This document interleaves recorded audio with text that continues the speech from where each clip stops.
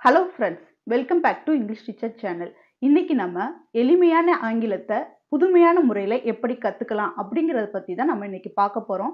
என்னுடைய சேனலை சப்ஸ்கிரைப் பண்ணாமல் பார்த்துட்டு இருந்தீங்கன்னா சப்ஸ்கிரைப் பண்ணிக்கோங்க. பக்கத்தில் இருக்க பெல் ஐக்கானை கிளிக் பண்ணிக்கோங்க. உங்களோட ஃப்ரெண்ட்ஸுக்கும் ஷேர் பண்ணுங்கள். ஃபாலோ பண்ணாதவங்க ஃபாலோ பண்ணுங்கள். இப்போ நம்ம எளிமையாக ஆங்கிலத்தை ஒரு சென்டென்ஸாக எப்படி ஃபார்ம் பண்ணுறது அப்படிங்கிறத பற்றி தான் பார்க்க போகிறோம். வாங்க வீடியோக்குள்ளே போயிடலாம். இப்போ முதல் வாக்கியத்தை பாருங்க. விஜய் ஓய்வு நேரத்தில் கதைகள் எழுதுவான். இது ஒரு சாதாரண வாக்கியம். இந்த வாக்கியத்துல 4 வார்த்தைகள் இருக்குது. விஜய் ஓய்வு நேரத்தில் கதைகள் எழுதுவான். இதை நம்ம தனித்தனியா பிரிச்சு எழுதி இருக்கிறோம். விஜய் ஓய்வு நேரத்தில் கதைகள் எழுதுவான் அப்படின்னு நம்ம எழுதியிருக்கோம்.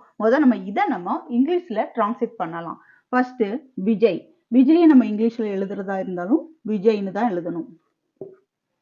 அடுத்தது ஓய்வு நேரத்தில். ஓய்வு நேரத்தில்னா ரெஸ்ட் டைம் சொல்லலாம், இல்ல ஃப்ரீ டைம்னு சொல்லலாம். இங்க ஓய்வு நேரத்தில் அப்படின்னு சொல்லி ப்ரிபோசிஷனையும் ஆட் பண்ணிருக்கிறதுனால நம்ம இன் ஃப்ரீ டைம். இன் ஃப்ரீ டைம். அடுத்தது பாருங்க, கதைகள். கதைகள் அப்படின்னு சொல்லும்போது ஸ்டோரிஸ்.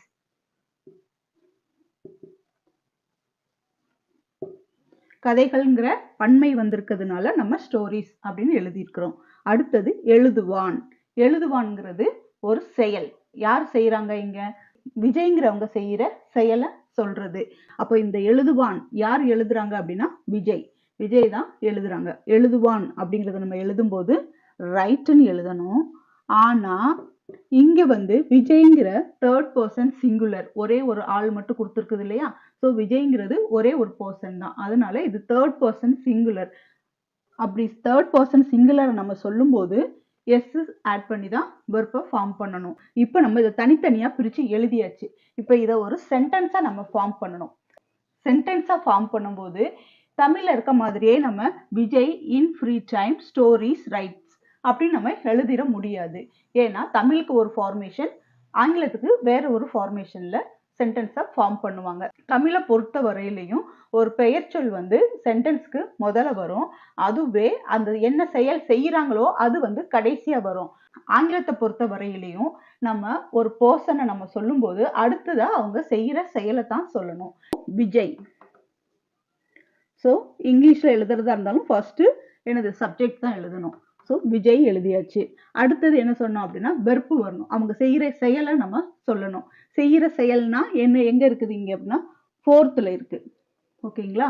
ஸோ நம்ம இதை ஒரு நம்பரா கூட போட்டுக்கலாம். 1 2 3 4. ஃபர்ஸ்ட் ஆர்டர் படினா நம்ம இங்க விஜயை தான் நம்ம ஃபர்ஸ்டா எழுதியிருக்கோம். ஸோ விஜய். செகண்ட் நம்ம எழுதுறது ரைட்ஸ். அப்போ இங்க என்ன எழுதணும்? Verb writes. எழுதுவான். அடுத்தது எழுதுவான் நம்ம சொல்லியாச்சு. என்ன எழுதுறாங்கன்னு சொல்லணும் இல்லையா? ஒரு பர்சனை நம்ம எழுதணும். அடுத்து அவங்க செயலை எழுதணும். என்ன செயல் செய்யறாங்க அப்படிங்கிறத நம்ம தேர்டா எழுதணும். அப்படின்னு பார்க்கும்போது இங்க என்ன செயல் செய்யறாங்க அப்படின்னா ஸ்டோரிஸ், கதைகள். கதைகள் தான் எழுதுறாங்க.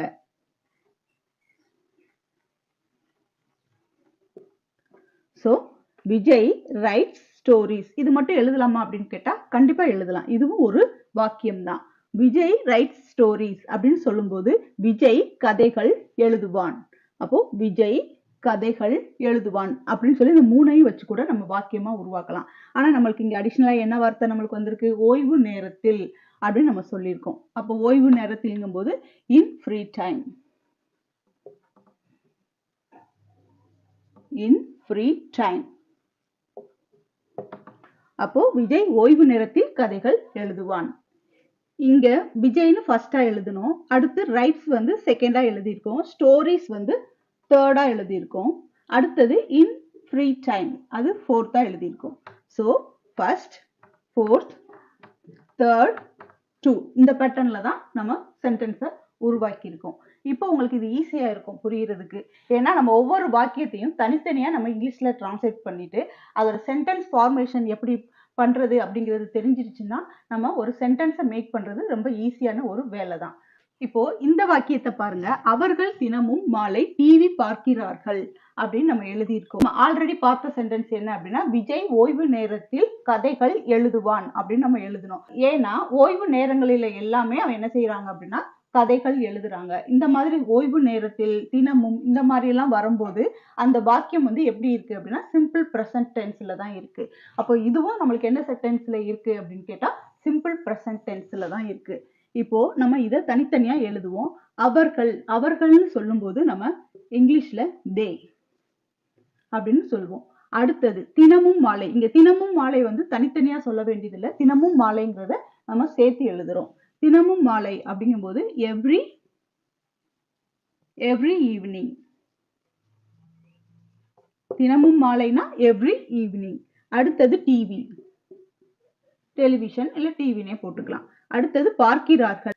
பார்க்கிறார்கள் அப்படிங்கறத நம்ம என்ன சொல்லுவோம் அப்படின்னா வாட்ச்னு சொல்லுவோம். நம்ம இங்க வாட்ச்னு தான் போடணும். இங்க நம்ம இஎஸ் போட்டெல்லாம் எழுதக்கூடாது. தேர்ட் பர்சன் சிங்குலர் வந்தா மட்டும்தான் நம்ம வெர்போட எஸ், இஎஸ், ஐஇஎஸ் இதெல்லாம் போட்டு எழுதுவோம். ஆனா நம்மளுக்கு இங்க செகண்ட் பர்சன் ப்ளூரல் ஃபார்ம்ல இருக்கு. அதனால நம்ம வாட்ச் மட்டும் போட்டா போதும். வெர்பு மட்டும் நம்ம போட்டா போதும். இதை நம்ம வாக்கியமா உருவாக்கலாம். ஃபர்ஸ்ட் அவர்கள், அவர்களுக்கு நம்ம தே. அவர்கள் என்ன செய்யறாங்க? பார்க்கிறார்கள். அப்போ இங்க வாட்ச். ஓகே, அவர்கள் ஃபர்ஸ்ட் எழுதியாச்சு, வாட்ச் செகண்ட் எழுதியாச்சு. ஒரு வாக்கியத்தை உருவாக்கும் போது ஒரு விஷயத்தை செய்யறவங்களை நம்ம முதல் எழுதணும். அடுத்தது வெர்பு, அவங்களுடைய ஆக்ஷன் என்ன அப்படிங்கிறத நம்ம எழுதணும். அடுத்ததா என்னதுன்னா என்ன செய்யறாங்க அப்படிங்கிறத நம்ம எழுதணும். இங்க வந்து தேங்கிறது அவர்கள், வாட்ச்னா பார்க்கிறார்கள். என்ன பார்க்கிறார்கள்? டிவி. They watch TV. அவர்கள் டிவி பார்க்கிறார்கள் அப்படின்னு நம்ம எழுதலாம். ஆனா தே வாட்ச் டிவி. தினமும் மாலை, அதை நம்ம சேர்த்து எழுதணும் இல்லையா? சோ தினமும் மாலை அப்படிங்கும் போது எவ்ரி ஈவினிங். Every evening. அப்போ டிவி தேர்டா வந்துருச்சு, எவ்ரி ஈவினிங் ஃபோர்த்தா வந்துருச்சு. ஓகேங்களா? நம்ம ஏற்கனவே என்ன ஃபார்மேட் பார்த்தோம்? இதே ஃபார்மேட் தான். 1 4 3 2 இதே பேட்டர்ன் தான் நம்ம ஃபர்ஸ்ட்டுக்கும் பார்த்தோம். இப்பயும் நம்ம அதே பேட்டர்ன் தான் பார்த்திருக்கோம். அவர்கள் தினமும் மாலை டிவி பார்க்கிறார்கள் அப்படிங்கிறத they watch TV every evening அப்படின்னு நம்ம பார்த்தோம். இந்த மாதிரி மாற்றும் போது நம்மளுக்கு பிழைகள் வர்றது தவிர்க்கப்படும்.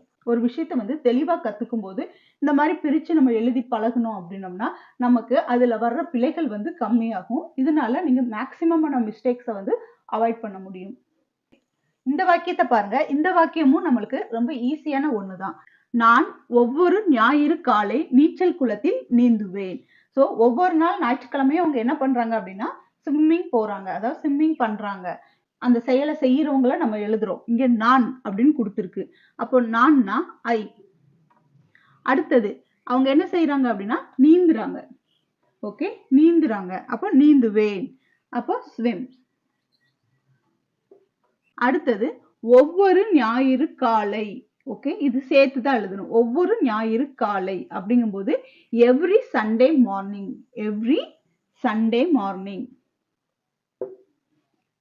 அடுத்தது நீச்சல் குளத்தில். நீச்சல் குளத்தில்னா ஸ்விம்மிங் பூல். இப்ப ஸ்விம்மிங் பூலுக்கு முன்னாடி நம்ம என்ன பண்ணணும்? நீச்சல் குளத்தில்னு சொல்லியிருக்காங்க இல்லையா? ஸோ ப்ரிப்போசிஷன் போடணும். Preposition in. இன் தாவும் போடணும். ஏன் அப்படின்னா நீச்சல் குளத்தில்ங்கிறது வந்து ஒரு பிளேஸை சொல்லலாம். அது வந்து ஒரு பிளேஸ்.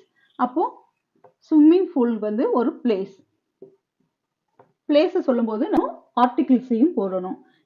இன் தி ஸ்விம்மிங் பூல். ஓகேங்களா? இப்போ நான் ஐ. ஒவ்வொரு ஞாயிறு காலை எவ்ரி சண்டே மார்னிங். அடுத்தது நீச்சல் குளத்தில். நீச்சல் குளத்தில்ங்கும் போது நம்மளுக்கு ப்ரிப்போசிஷனும் வந்துடணும், ஆர்டிகிள்ஸும் வந்துடணும். So in the swimming pool. அடுத்தது பாருங்க நீந்துவேன். நீந்துவேன்ங்கிறது வந்து ஸ்விம். இப்போ நம்ம இதை சென்டென்ஸா மேக் பண்ண போறோம். ஐ நான் வந்து ஐ நீந்துவேன். செய்யற செயலை சொல்றது. So swim. அடுத்தது எங்க நீந்துவாங்கன்னு சொல்லணும் இல்லையா? சோ எங்க நீந்துவாங்க? நீச்சல் குளத்துல நீந்துறாங்க. அப்போ இன் தி ஸ்விம்மிங் பூல். ஒவ்வொரு ஞாயிறு காலைன்னு சொல்லும் போது ஒவ்வொரு ஞாயிற்றுக்கிழமை காலையில இந்த செயல் நடந்துகிட்டு இருக்கு. அப்போ அது ஒரு நாளை குறிக்கிறதுனால நம்ம இங்க ப்ரிப்போசிஷன் போட்டு தான் எழுதணும். என்ன போடணும் அப்படின்னா ஆன், ஆல்ரெடி, அட், ஆன், இன். இந்த மூணையும் எந்த இடத்துல, எந்த மாதிரி நேரத்துல, எந்த சுச்சுவேஷன்ல நம்ம யூஸ் பண்ணணும் அப்படிங்கிறத நான் ஆல்ரெடி ஒரு வீடியோ போட்டிருக்கேன். அதோட லிங்க் நான் வந்து டிஸ்கிரிப்ஷன்ல கொடுக்குறேன். தேவைப்படுறவங்க அதை கிளிக் பண்ணி பார்த்துக்கலாம். சென்டென்ஸ் மேக் பண்ணும்போது ஆன் போட்டாச்சு. அடுத்து every Sunday morning. Every Sunday morning. ஓகேவா? அவ்வளவுதான் சென்டென்ஸ் மேக்கிங். சென்டென்ஸ் தான் பெருசா இருக்குமே தவிர அதை வந்து நீங்க மேக் பண்ணும்போது ரொம்ப ஈஸியானதா இருக்கும். அதுவும் இந்த பேட்டர்ன்ல நீங்க மேக் பண்ணீங்க அப்படின்னா உங்களுக்கு இன்னும் தெளிவாகவும் புரியும். உங்களுக்கு பிழைகள் வர்றதை தவிர்க்கலாம். ஓகே, அதுக்காகத்தான் நான் உங்களுக்கு பிரிச்சு மேட்ச் த ஃபாலோவிங் மாதிரி சொல்லியிருக்கேன். மேட்ச் த ஃபாலோவிங் மாதிரி சொல்லும்போது உங்களுக்கு புரிஞ்சுக்கிறது கொஞ்சம் ஈஸியானதா இருக்கும். இப்போ உங்களுக்கு ஒரு சென்டென்ஸை எப்படி உருவாக்குறது அப்படிங்கிறது தெரிஞ்சிருச்சு. இப்போ உங்களுக்கான ஒரு எக்ஸசைஸ், அது ரொம்ப ஈஸியானதா இருக்கும். உங்களுக்கான எக்ஸசைஸை பாருங்க. உமா அடிக்கடி பியானோ வாசிப்பாள் அப்படின்னு நம்ம எழுதியிருக்கிறோம். இதை நம்ம பிரிச்சும் எழுதியாச்சு. உமா அடிக்கடி பியானோ வாசிப்பாள் அப்படின்னு நம்ம தனித்தனியாகவும் எழுதியிருக்கிறோம். இப்போ இதை நம்ம இங்கிலீஷ்ல டிரான்ஸ்லேட் பண்ணும்போது உமா அடிக்கடி அப்படின்னு சொல்லும்போது ஆஃப்டன் அப்படின்னு சொல்லணும். அடிக்கடிய ஆஃப்டன். பியானோங்கிறது ஒரு இன்ஸ்ட்ருமெண்ட். அப்படி ஒரு இன்ஸ்ட்ருமெண்ட்டை நம்ம சொல்றதுக்கு முன்னாடி என்ன யூஸ் பண்ணணும் அப்படின்னா த யூஸ் பண்ணணும். த பியானோ. அடுத்து வாசிப்பாள். வாசிப்பாள்னா பிளேன் தான் போடணும். பிளேனா விளையாடுறது மட்டும் கிடையாது, ஒரு இன்ஸ்ட்ருமெண்ட்டை வாசிக்கிறதுக்கும் நம்ம பிளே தான் யூஸ் பண்ணணும். ஆனா இங்க உமாங்கிற தேர்ட் பர்சன் சிங்குலர் கொடுத்துருக்கிறதுனால நம்ம இங்க பிளேஸ் அப்படின்னு போடணும். இப்போ நம்ம இதை தனித்தனியா பிரிச்சு எழுதியாச்சு. இதை சென்டென்ஸா எப்படி மேக் பண்றது அப்படிங்கிறத நீங்க என்னோட கமெண்ட் பாக்ஸ்ல சொல்லுங்க. இந்த வீடியோ உங்களுக்கு புரிஞ்சிருந்ததுன்னா நீங்க ஈஸியா சென்டென்ஸை மேக் பண்ணி என்னோட கமெண்ட் பாக்ஸ்ல சொல்லிடுவீங்க. இந்த வீடியோ உங்களுக்கு பிடிச்சிருக்கும் நான் நம்புறேன். இந்த வீடியோ உங்களுக்கு பிடிச்சிருந்ததுன்னா மறக்காம லைக் பண்ணுங்க, ஷேர் பண்ணுங்க, கமெண்ட் பண்ணுங்க, சப்ஸ்கிரைப் பண்ணுங்க. தேவைப்படுறவங்களுக்கு நீங்க ஷேர் பண்ணுங்க. ஃபாலோ பண்ணாதவங்க ஃபாலோ பண்ணிக்கோங்க. தேங்க்யூ ஃபார் வாட்சிங்.